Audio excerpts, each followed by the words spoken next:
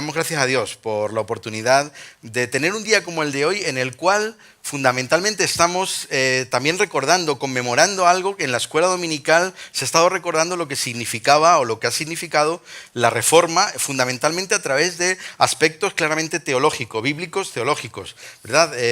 Y no podemos perder de vista que el día 31 de octubre, es decir, dentro de 2 días, el mundo entero estará recordando, porque la celebración es un recuerdo, es una conmemoración, es un aniversario, concretamente 5 siglos de historia, desde que una persona muy conocida en algunos ámbitos y desconocida en otros, llamado Lutero, Martín Lutero, monje agustino, durante una larga etapa de su historia, él vivió en una universidad, en un convento, en un monasterio, dedicado fundamentalmente al estudio de la palabra. Él era uno de los privilegiados que en ese tiempo sabían leer y escribir y además tenían acceso a las escrituras. La mayor parte de la gente en la sociedad del siglo XV, siglo XVI, no sabía leer ni escribir. Así que imaginaos que de qué les serviría tener una Biblia, que por cierto ocupaba un gran espacio en una biblioteca, nadie tenía biblioteca. Así que no tenían Biblias, no tenían bibliotecas, no sabían leer ni escribir. Así que unos poquitos privilegiados en aquel momento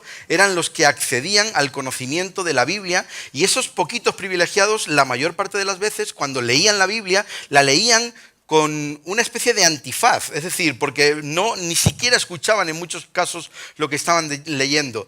Así que lo que tenían era un problema. Escuchaban la palabra de Dios, la leían, pero a través de otros, que eran los que la interpretaban y los que decían lo que había que pensar, lo que había que creer, lo que había que practicar. Así que el problema está que Martín Lutero llegó un momento en el cual él atormentado, él dice literalmente que estaba atormentado, era una persona triste, era una persona que se sentía ansiosa, agobiada, angustiada por la realidad, por un lado, de sus propios pecados, de lo que él significaba para él. Él tenía una gran convicción de culpa de todos sus pecados. Dice literalmente que sus confesores acababan agotados porque estaban horas y horas y horas y él confesando sus pecados. Así que imaginaos vivir en la agonía, en la conciencia de que te equivocas constantemente, de que yerras, de que pecas y que no hay nada ni nadie que no pueda hacer la confesión y el perdón obtenido a través de la confesión. Terrible. Esa era la situación de Martín Lutero. Martín Lutero, por otra parte, estaba angustiado cuando veía a su gente, al pueblo a los que predicaba la palabra, porque les veía que vivían también una vida esclavizada, una vida triste, una vida angustiada, intentando agradar a Dios a través de algún tipo de historias que tenían que hacer. Muchos sacrificios, limosnas, comprar bulas, etcétera, indulgencias. Así que él viaja a Roma y se queda escandalizado. Y esto es un antes y un después, porque su viaje a Roma significa que él descubre cuál es la realidad de la jerarquía eclesiástica de la iglesia en aquel momento. Y él se escandaliza tanto que no puede entender cómo hay personas que viven en la miseria más paupérrima, más terrible, y hay gente que vive incluso dentro de la iglesia en la opulencia, en la riqueza, y cómo unos parece que están viviendo a costa de los otros. Así que esto a Martín Lutero le destroza el corazón y él vuelve a su Alemania natal y allí se pone a estudiar más y más la Biblia. Y uno de los libros que él descubre, él dice que hay 2 libros en el Nuevo Testamento que sacuden su corazón y que traen luz, y él dice que la luz fue tan brillante que abrió sus ojos, que no pudo dejar de ser el mismo ya. Y fueron las 2 cartas de Pablo a los romanos y a los gálatas. Y una de las cartas que, por lo tanto, en el que el texto de hoy se nos ha leído es la carta a los gálatas. Y la carta a los gálatas nos habla de una comunidad fundada por el apóstol Pablo en uno de sus viajes, formada fundamentalmente por personas que venían del mundo gentil, es decir, que no eran de procedencia judía, y algunas personas también que procedían del mundo judío. Esa es la realidad, una iglesia plural, una iglesia diversa, una iglesia que tiene diferentes ángulos, puntos de vista, procedencias, historias personales muy diversas. En ese contexto es en el que el apóstol Pablo escribe la carta a los Gálatas. En un contexto no tan plural es en el que Martín Lutero lee la Biblia, la estudia con el conocimiento que tenía de las lenguas en las que se había escrito también, y descubre que él ha estado creyendo algo que es mentira, que él ha estado practicando algo que no es cierto, que es verdad, que él se ha encontrado justamente en la situación de los Gálatas a los que Pablo está escribiendo. Y él de pronto, ante aquel alud de luz que cae sobre él, descubre la verdad, y la verdad de la que Jesús decía, que libera, una verdad que hace libres. Y en ese sentido, cuando hoy celebramos 500 años del momento en el cual Martín Lutero clava 95 tesis denunciando aspectos de la corrupción de la palabra, de la verdad, que la Iglesia no estaba practicando, él no pretende salir de la Iglesia católica, no pretende fundar la Iglesia luterana o protestante, él solo pretende poner la verdad delante de los ojos de todas las personas. Él pretende que se abra un coloquio, un espacio, no un espacio de división, sino un espacio de interés, de inquietud por la verdad, por la luz. Pero sabéis que muchas veces las personas que controlan, que están en el poder, no les gustan mucho los críticos, no les gustan mucho las personas que pretenden algún tipo de cambio. A veces ni siquiera nosotros mismos en nuestras casas, en nuestras propias vidas, queremos que nada cambie. Preferimos seguir tranquilos, conformes, en ese espacio seguro de confort en el que a veces estamos. Así que no nos digan nada de cambiar. Evidentemente Martín Lutero no pretendía salir, no pretendía nada, ningún cambio político, no pretendía ningún cambio económico. Hubo muchos que aprovecharon la coyuntura para producir cambios que les interesaban también, políticos y económicos, pero ese no era el interés de Martín Lutero. El interés de Martín Lutero era profundizar en la libertad que daba la verdad, que era Cristo. Y en ese sentido, cuando nosotros celebramos, no estamos celebrando 500 años de cambios políticos, de cambios religiosos, de cambios estructurales, de cambios económicos. No estamos hablando de la celebración del capitalismo ni tampoco del mundo occidental. Estamos celebrando claramente que la verdad se hizo luz, se hizo la luz, salió a la luz. Y en ese sentido hubo alguien, no el único, hubo muchos hombres y mujeres en aquel tiempo que tuvieron el valor de confrontar a aquellos que decían mentiras con la verdad. Celebramos que Martín Lutero lo hizo, pero damos gracias a Dios por todos los hombres y las mujeres que nos han antecedido como él y que han sido los que han ido poniendo una piedra más sobre la que hemos sido edificados y sobreedificados. En ese sentido, cuando miramos hacia atrás, tenemos que, por un lado, corregir los errores de los que reconocemos, ¿no? Los nuestros, porque los de ellos no son solamente de ellos, son nuestros también, pero también hemos de reconocer con gratitud lo que Dios ha hecho a través de nuestros hermanos en el pasado. Y en ese sentido damos gracias a Dios por estos 500 años y por todas las personas que a lo largo de estos 500 años de historia pues han estado poniendo fundamentos firmes en los cuales nosotros estamos perviviendo y creciendo en fe. En ese sentido, hoy también celebramos que Dios es fiel, que Dios ha preservado la verdad, que Dios ha preservado su palabra.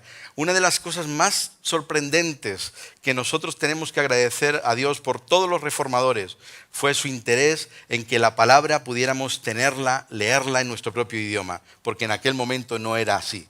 Así que el que tú hoy tengas una Biblia, sea en tu móvil, en papel o en cualquier otro formato, es un privilegio que tienes que agradecer a que Dios puso en el corazón de algunos hombres el valor y el deseo de que tú y yo, todas las personas sin distinción, tuvieran acceso a la palabra de Dios. Esto es tremendamente importante. Y me gustaría que en ese sentido pudiéramos recordarlo, porque al final me gustaría que tuviéramos un momento de oración de gratitud al Señor.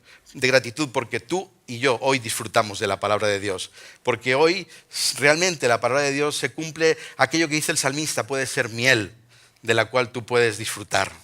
Porque hoy puede ser luz para tu vida. Porque no necesitas a nadie que te la muestre, tú mismo puedes acceder a ella. No tienes que ir a una biblioteca a buscarla, la tienes en tu casa, la tienes contigo, la llevas contigo y hoy día podríamos decir que se cumple más el precepto bíblico, la llevas a todas partes, como era originalmente la idea de memorizarla, porque hoy no la memorizas, posiblemente no la memorizamos, pero va con nosotros porque no nos desprendemos del móvil fácilmente, ¿verdad? Pues qué bueno que en el móvil todos tenemos, y espero que sí, que todos tengamos, no para ocasiones especiales, sino para leerla con frecuencia o para escucharla con frecuencia, pues ambas cosas pueden ser facilitadas. En ese sentido, cuando nos acercamos al texto bíblico en el cual se nos ha leído, nos acercamos a una propuesta, pero me gustaría que habláramos de un peligro. Martín Lutero habla de un peligro que él había visto y en el que él vivía, pero es que el apóstol Pablo está hablando de peligro. Esa señal fantástica triangular roja que nos alerta de algo, ¿no?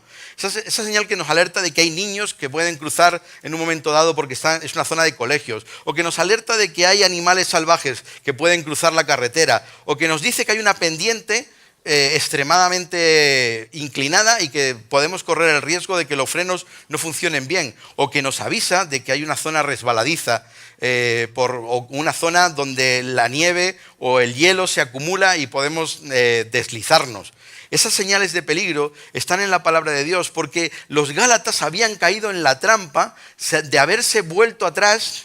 Como dice la canción, doy gracias a Dios por la alabanza hoy, porque la alabanza hoy estaba completamente conectada con el mensaje que traía. Y yo decía, parece mentira, no saben de qué voy a predicar, el Espíritu Santo sí lo sabía. Y de hecho quiero que al final volvamos a cantar la última canción, porque recoge perfectamente lo que Dios puso en mi corazón para compartir con vosotros.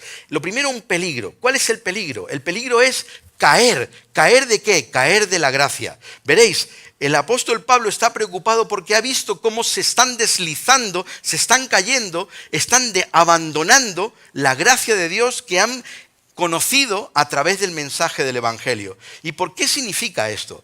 Veréis, hay una diferencia entre vivir bajo la ley, bajo la religión, y vivir bajo la fe, bajo la gracia de Dios. Hay una diferencia fundamental. El que vive bajo la ley vive intentando agradar a Dios a través del cumplimiento de algún tipo de cosa. No importa el qué. Igual tú piensas que agradas a Dios viniendo aquí el domingo. Y te digo una cosa, eso agrada a Dios, pero así no agradas a Dios.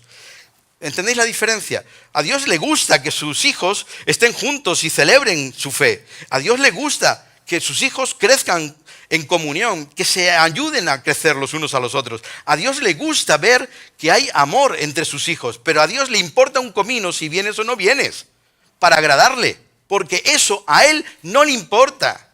Y lo siento ser tan coloquial en esta expresión. A Dios no le importa, porque a Dios no le agradas de esa manera. ¿Sabéis? Dice la palabra de Dios que es imposible agradar a Dios sin fe.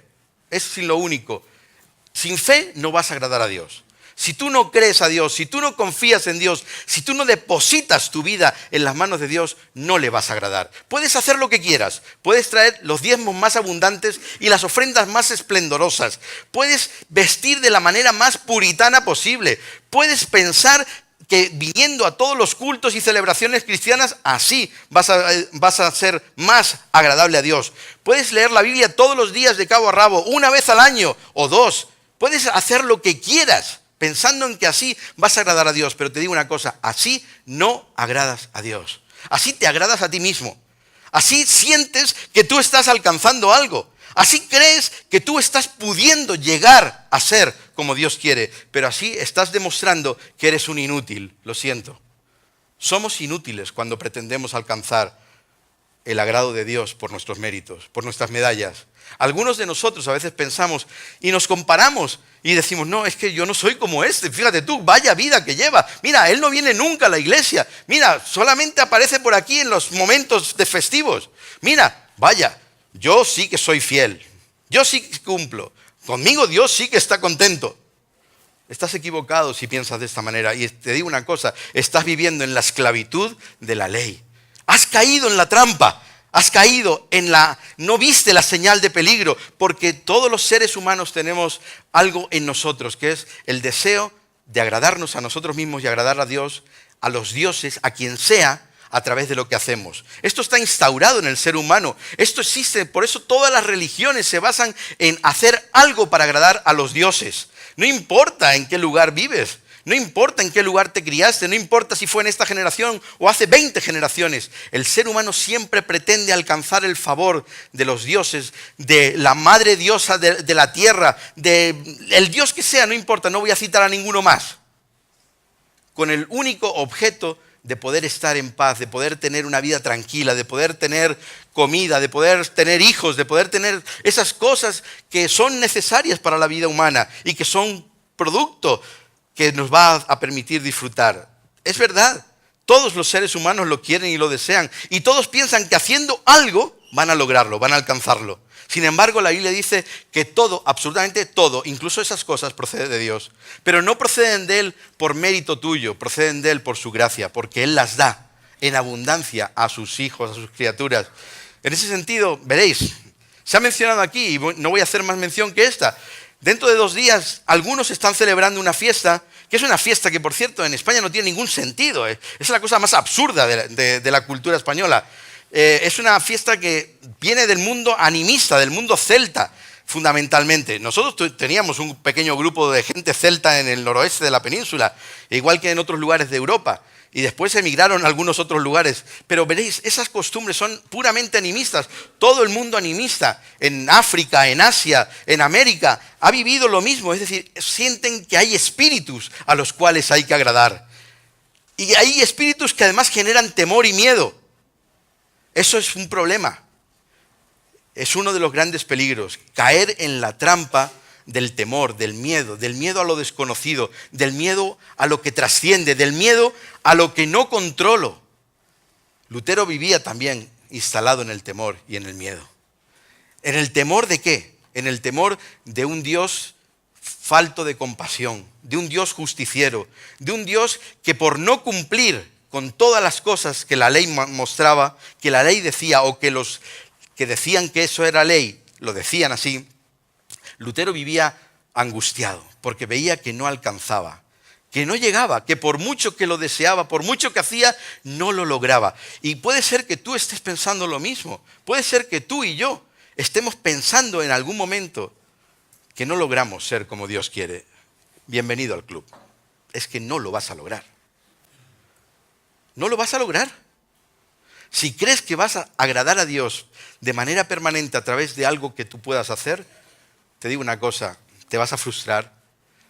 Incluso si encima tienes una imagen de Dios que aplica la ley rigurosamente, no solamente te vas a frustrar, sino que vas a tener temor y miedo. Vas a tener miedo de Dios. El temor de Dios es tenerlo en cuenta, no es tener miedo de Dios. Hay algunas personas que cuando hablan del temor de Dios están hablando del miedo. Sin embargo, temer a Dios es tener en cuenta a Dios. Es tenerla en cuenta en tu vida, en cada aspecto de tu vida, en tus relaciones, en tu trabajo, en tus estudios. Es tenerla en cuenta en tus decisiones, en las que te parecen importantes y en las que no te parecen tan importantes. Eso es temer a Dios. Temer a Dios es que Dios es parte de tu vida, en todo. En la administración de tus recursos, de tu dinero, en tus decisiones en cuanto a con quién te casas o no te casas, en cómo eliges, cuánto tiempo pasas con tus amigos, cuánto tiempo decides dedicar a actividades de ocio, a qué tipo de ocio vas a dedicarte. ¿Dios cuenta para ti? ¿Cuenta su opinión? ¿Crees qué es lo que Dios quiere para ti? ¿Sabes una cosa? Dios no está diciendo no quiero, sino te está diciendo quiero para ti lo mejor. Hay cosas que igual no son mejores y por eso es mejor dejarlas. No que sean malas, sino que no son las mejores. Dios quiere para ti y para mí lo mejor. En ese sentido, Dios no quiere que vivas angustiado, que vivas atenazado por el temor, por el miedo, sino Dios quiere que vivas libre.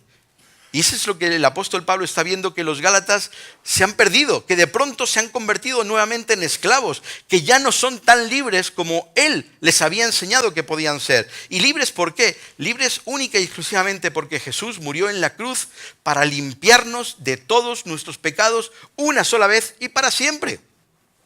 Y eso lo reconocemos porque el Espíritu Santo nos lo muestra y porque lo creemos. Y como lo creemos, confiamos en la obra de Jesús.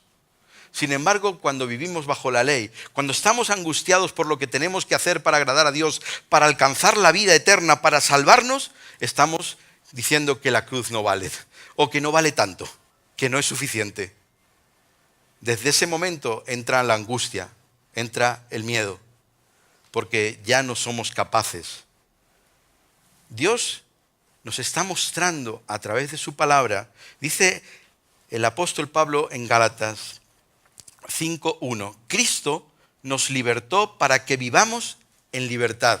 Si tú vives todavía a día de hoy esclavizado, bien del pecado, bien de la ley, bien de lo que otros piensan, bien de tus angustias y temores personales y particulares, bien de tus complejos y sentimientos que no tienen nada que ver con lo que Dios piensa de ti, si vives angustiado en alguna de las cosas que pasaron en tu historia, pero que no has llevado a la cruz, tienes un problema, estás viviendo todavía como un esclavo.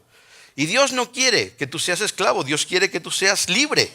Dios no quiere que seas un niño, quiere que seas una persona madura. Dios no quiere que estés bajo el tutor, sino que quiere que seas una persona adulta que toma decisiones con libertad. Eso es lo que Dios quiere. Y eso es el problema de quienes viven bajo la ley. Eso es el problema de los Gálatas, que de pronto se habían visto libres, pero llegaron algunos que les engañaron y cayeron en el peligro, en la trampa, y se volvieron esclavos de nuevo. Veréis, podemos, habiendo disfrutado de la libertad, volver a caer en la trampa. Por eso esta es una señal de atención. Deberíamos poner una señal de peligro, pero con luminosa, para que estuviera parpadeando, para que de vez en cuando nos diéramos cuenta de que todos corremos el riesgo de caer en la trampa. De caer en la trampa de la ley, de caer en la trampa de que Cristo no sea suficiente, de caer en la trampa de pensar que la cruz no es única y para siempre. Esto es lo que tenían los Gálatas y cayeron y se volvieron esclavos. Y veréis, ¿para qué es la libertad? Porque es muy interesante. Cristo quiere que tú seas libre. Su propósito es que tú seas libre. La segunda P, la primera era el peligro, la segunda es el propósito de Dios. El propósito de Dios es que tú seas libre, que seas una persona libre, que no tengas miedo. Libre de todo tipo de temores, libre de todo tipo de argumentos, libre de todo tipo de mandamientos. ¿Por qué? Porque la única manera de vivir como Cristo quiere que vivas es siendo libre. Lo demás no forma parte del propósito de Dios. Pero libertad, ¿para qué? Hay un proyecto de Dios. Esta es la tercera P. Hay un plan, un proyecto que forma parte de lo que Dios quiere que tú seas libre para servir los unos a los otros por amor. Veréis, no es libre para hacer lo que te da la gana. No es libre para, ahora ya no me importa nada, ni lo que piensan, ni lo que dicen los demás. Ahora ya no me importa con quién estoy, ni si hay personas o no las hay. No. Te equivocas si piensas que Dios te cogió para que tú fueras una especie de persona aislada en el mundo. Dios te ha salvado, te ha liberado, te ha rescatado a través de Jesús para que tú encuentres que tu libertad tiene sentido sirviendo a los demás, por amor. Es increíble. La Biblia dice que todos los mandamientos al final se resumen en uno. Amarás al Señor tu Dios sobre todas las cosas y a tu prójimo como a ti mismo. Es decir, si no tienes en cuenta a tu hermano, si no tienes en cuenta a las personas que están a tu alrededor, tienes un problema. Es que no estás viviendo la libertad como Dios quiere que vivas la libertad. Dios quiere que tu libertad sea una libertad productiva. Quiere que sea una libertad con fruto. Quiere que sea una libertad, quiere que sea una libertad que tenga muchas cosas fantásticas y valiosas. Y tiene que ver con las personas que te rodean. Tu libertad no es para que tú te aísles y para que vivas tu vida como tú quieras. Tu libertad es para que produzcas en la vida de otros grandes beneficios. Tu libertad es para mirar al otro. Antes te mirabas a ti mismo, antes solo pensabas en ti mismo, antes estabas esclavizado al egoísmo, a la egolatría, a pensar que tú eras lo más importante en el mundo, a pensar que todo el mundo tendría que satisfacerte. Ahora, sin embargo, puedes mirar a través de la cruz, tomar el ejemplo de Jesús y mirar a los demás y decir, ahora te tengo en cuenta. ¿Qué es lo que necesitas? ¿Cómo puedo hacer que tu vida sea mejor? ¿Cómo puedo ayudarte a crecer? Eso empieza teniendo en cuenta en la oración, pero no solo en la oración. A veces pensamos y decimos, no, yo ya oro por ti. Yo no sé si es verdad o es mentira cuando alguien dice esto. Tú lo sabes. Pero orar sin acción es una cosa muy extraña. Porque Dios intercede por nosotros, pero envió a su Hijo por nosotros. Jesús intercedía por nosotros, pero fue hasta la cruz. Sin embargo, a veces nosotros decimos que intercedemos, pero no hacemos nada. Y digo, no, yo hago algo muy importante, oro. Y es verdad, orar es muy importante. Llevar ante el trono de Dios a las personas que amamos es muy importante. Pero no solo eso. Amar significa tener una actitud diferente, tener en cuenta a los demás. Amar significa mirar al otro, ver su necesidad, empatizar, ponerte en el lugar del otro. ¿Qué necesitará la persona que me ama? Es ser libre para amar. Veréis, no es libertad para hacer lo que me da la gana. No es libertad para vivir conforme a lo que dice el apóstol, para vivir conforme a la carne. ¿Qué significa vivir conforme a la carne? Veréis, hay una lista exhaustiva. Son 3 versículos literalmente en lo que uno tras otro hay una sucesión de errores, de pecados, de actitudes y de conductas equivocadas. Si vives libre para hacer esto, no tiene nada que ver con lo que Jesús quería. Pero la libertad es para ser lleno del Espíritu Santo. Y como dice en este mismo capítulo 5, versículo 22 y 23, dice, libre para vivir y experimentar la plenitud del Espíritu Santo en tu vida. Libre para vivir la paz, el gozo, el dominio propio, la mansedumbre, la humildad, etc. Dios quiere que tú manifiestes la plenitud de su presencia en tu vida. No que tengas solamente el Espíritu, sino que andes como guiado por el Espíritu. Que camines orientado por lo que es espiritual. Y entonces seremos espirituales. De otra manera seremos carnales. Veréis, se puede ser creyente y ser carnal. En la iglesia de los primeros tiempos, esa que a veces idealizamos, había gente carnal. Pero a la gente carnal les pasaba una cosa, y es que se quedaban como niños, que no crecían, que no maduraban, que no manifestaban el propósito de Dios en su vida. A veces puede pasarnos a nosotros eso también. ¿Cómo podemos dejar de ser carnales? Pues necesitamos llenarnos del Espíritu Santo.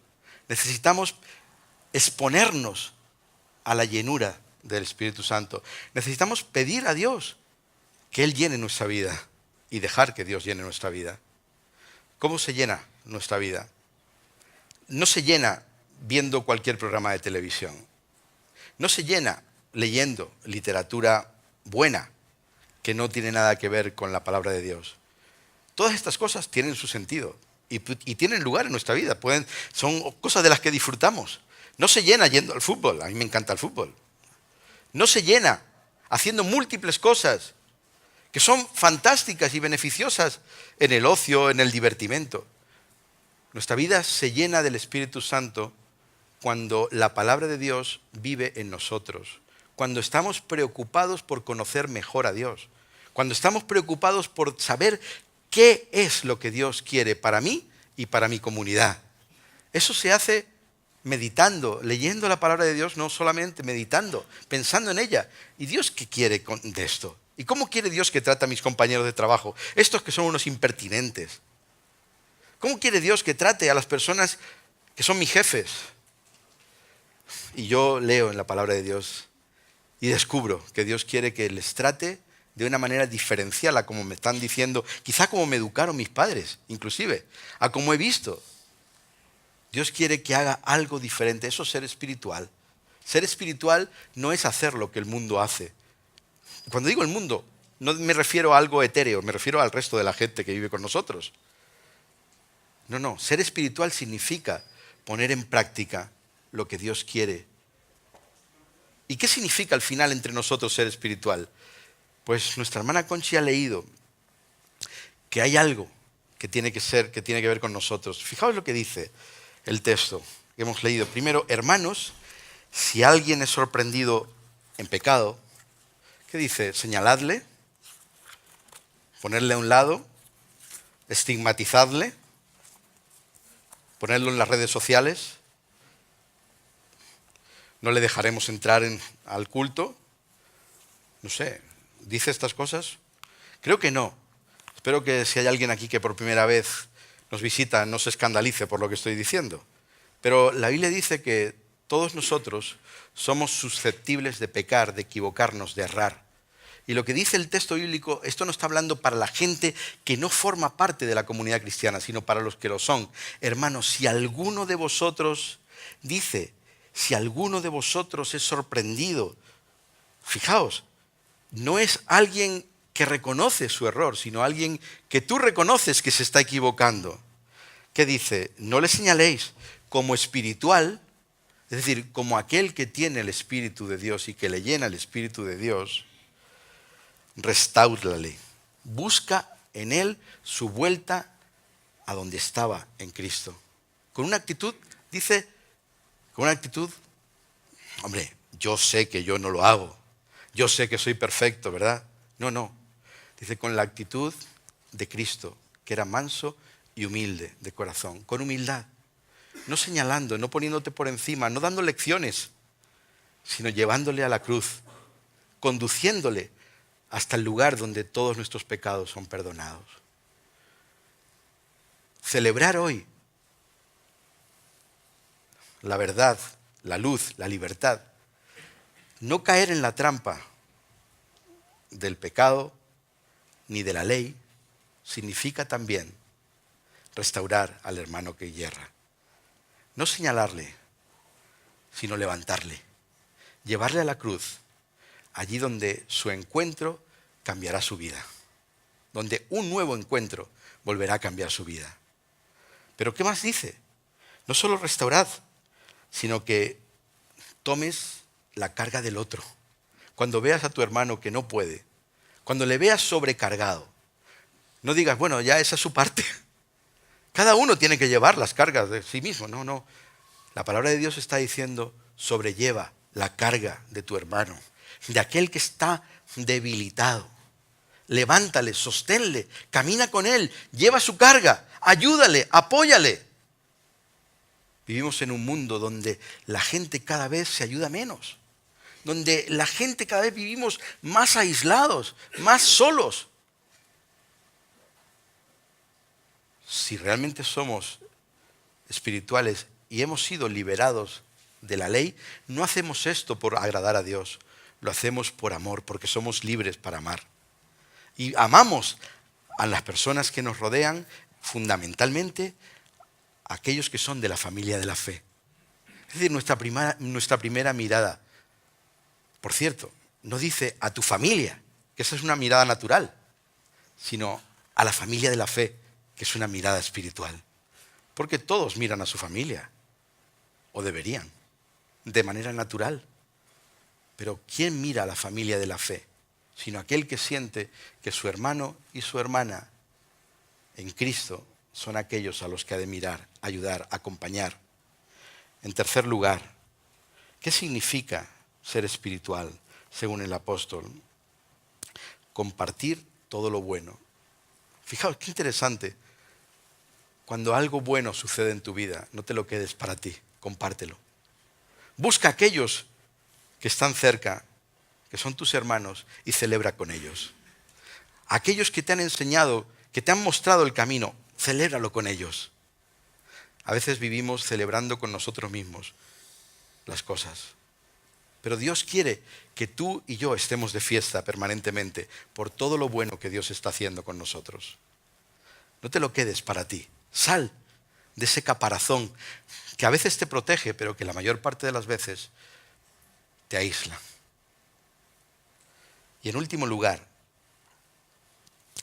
creo que es importante que recordemos que el apóstol Pablo está hablando a personas como nosotros, no a personas que están en el bar de la esquina en este momento, sino a ti y a mí que hemos elegido formar parte de una comunidad cristiana o visitar una comunidad cristiana en este día. Y tú y yo no estamos llamados a hacer nada para darnos gloria a nosotros mismos. Tengamos cuidado, porque a veces podemos pensar que eso nos pone una medalla, que eso nos sitúa en algún lugar preeminente.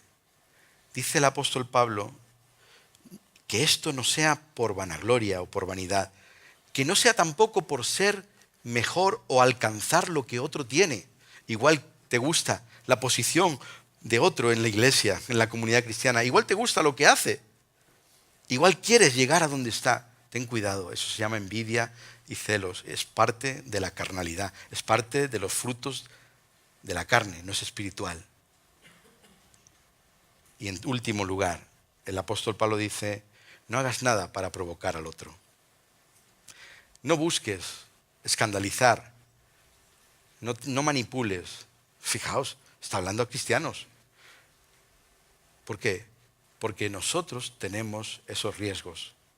Peligro, cuidado. Hay una señal de atención. Ten cuidado y no caigas de la gracia. Vivir en la gracia no es ni más ni menos que vivir disfrutando de lo que Dios ha hecho por ti y por mí en la cruz. Lo hizo en Jesús. Jesús murió por ti y por mí, para que fuéramos libres para servir, para que sirviendo mirásemos a las personas que nos rodean en amor, para que lo que hiciéramos fuera parte de nuestra espiritualidad, de que Cristo vive en nosotros. Y de esa manera nuestra comunidad no será la misma. Hoy podemos dar gracias a Dios por lo que Dios ha hecho. Y me gustaría que tomáramos un momento para dar gracias a Dios por lo que Él ha hecho por ti. Y me gustaría que con la persona que estás al lado pudieras dar gracias a Dios por lo que Dios ha hecho por ti. Y también, en segundo lugar, por las personas que antes que tú transmitieron la verdad, que antes que tú recibieron luz y te la transmitieron a ti o a tus padres o a otros antes que tú. Da gracias a Dios. Vamos a celebrar y finalmente concluiremos cantando esta canción que nos invitaba a recordar que somos libres. La gracia fantástica de Dios nos ha alcanzado. No caigamos de la gracia. Cuidado, no nos volvamos aquello que forma parte de la historia del pasado. Miremos hacia adelante agradecidos. Que Dios os bendiga.